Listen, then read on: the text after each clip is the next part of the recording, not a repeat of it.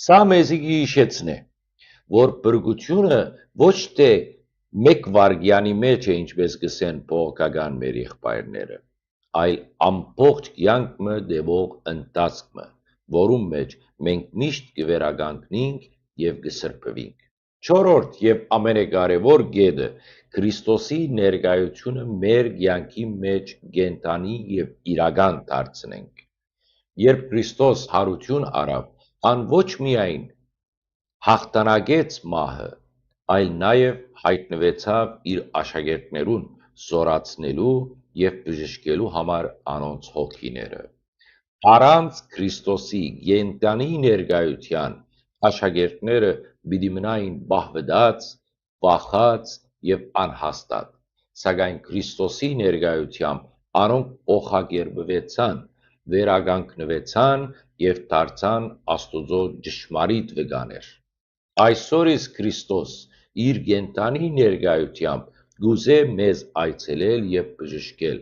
սակայն մենք պետք է մեր սրտերը բանանք եւ պատրաստ ըլլանք ընդունելու զայն։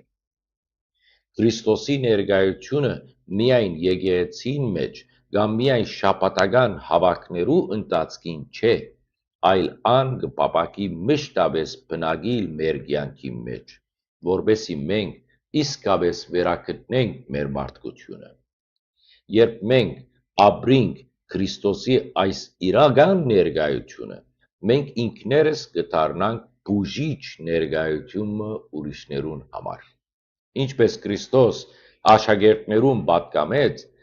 գսե ինչպես որ ես ղրկվեցա, այնպես ես ցեզ կղրկեմ։ Այդպես հալ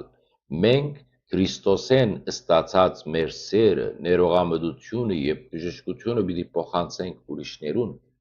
Մենք կդառնանք Քրիստոսի ներկայության կենթանի արտահայտիչները այս աշխարհի մեջ։